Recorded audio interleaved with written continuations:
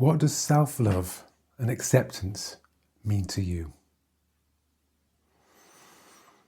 For me, I've decided that 2025 is going to be the year of self-acceptance, where I focus on that and that alone. I had a conversation with a CBT mental health therapist about this. Turns out I'm just normally anxious and I didn't need their services, which fair enough. But this is what I wrote when I was speaking to this person. I don't like how I feel. I feel needy and friendless sometimes, seeking pleasure, achievement and purpose as an antidote. Want to feel necessary. Above all, want to be able to accept myself more often than not, whether I feel good about myself in the moment or bad about myself. This is what I think is self-love. Accepting of oneself, warts and all, whilst also encouraging oneself to continue growing. Challenge yourself to be better, to do better, to think better, to get out of your comfort zone, to grow and not shrink from life, to open up to the world and not shrink away from it.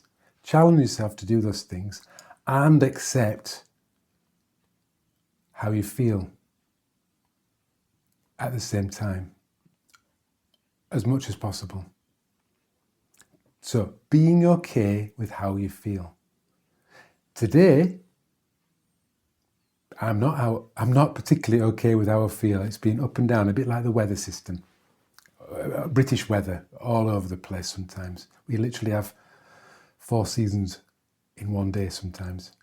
But my weather system internally is a bit like that today. Good, positive, confident, a little bit all over the place, and what am I doing? Why am I doing this, etc. I'll show you what there's a bus. I live next to a road and there's a bus just gone by, apologies. I'll show you what it looks like to me, what the sort of things I'm battling with, thoughts and feelings, and then I'll get to you. So, what is self-love and why it matters more than ever? So, I am restarting my YouTube channel, as you may know. I'm getting a new job, starting a new business, hopefully, and I'm in the early stages of a new relationship. So a few things, not the most fun, some important things, but not the most dramatic things as well. But they're stirring things up. So I'm reaching out. I've got to get a new job to earn some money, but they're stirring things up. Thoughts like, I'm stupid to do this. I'm wasting my time with a YouTube channel. I should just be looking for a job. It's not going to work. Here we go again. When I record a video and nobody watches it, no one will be interested. Who am I to do this? See, those thoughts appear and I believe them. Trouble. I let them go. Better. Feelings get stirred up. Fear, shame, failure, embarrassment. Shame if a video is really successful and people criticise what I've said because I might have made a mistake.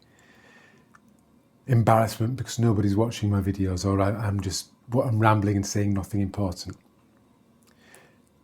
Doubt, foolishness, limitation, the limits of my abilities. I'm meeting the limits of my ability. All of those things I've mentioned are on the outside or edge of my comfort zone, by the way. And those thoughts and feelings happen before and during and maybe even after starting a YouTube channel or getting a job or being in a relationship. So all of that stirs up feelings, thoughts that I sometimes find difficult to be with, feelings I've found difficult to be with. And I'm sure you're probably the same.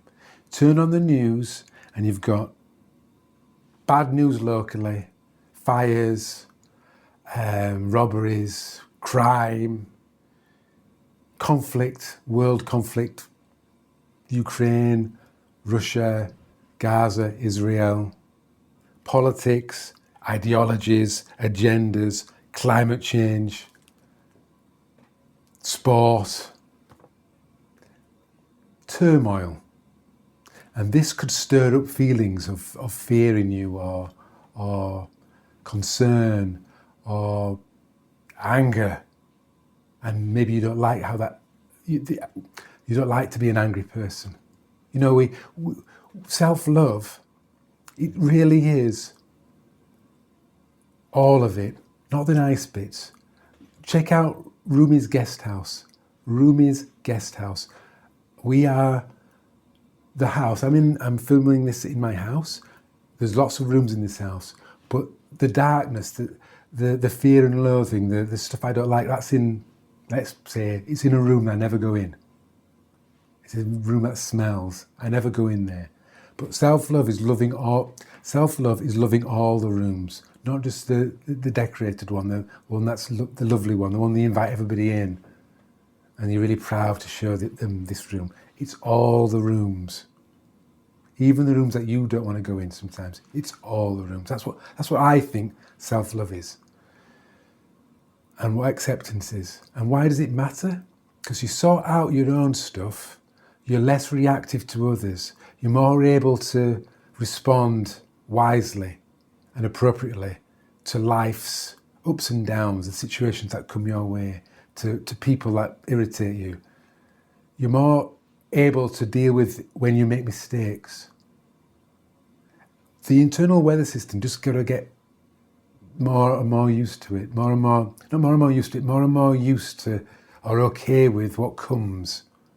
Sometimes it's lovely all the time, but usually there'll be a storm or a frost or a wild wind, or you'll get shaken up.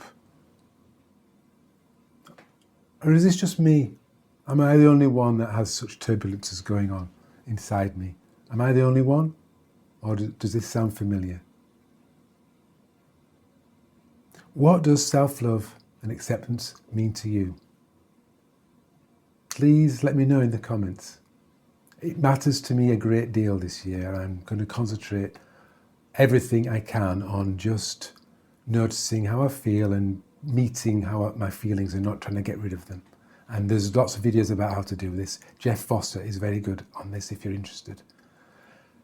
I'm going to do it my way, and I keep forgetting, but I'm going to keep coming back to it, and I'll watch this video again and again, I think, just to remind me. What does self-love and acceptance mean to you? It's important that you love and care for yourself, because it allows you to bring the best of yourself out more of the time. It makes the world a better place, your self-love, believe me, and so does my self-love to me. Thank you for watching. Thank you. And I'll see you in the next video. I've enjoyed making this, because as I said, I've not felt great today, but making this video, I feel better. Not perfect offering, but I'm glad to speak about it. Thank you. Thanks again. Bye-bye.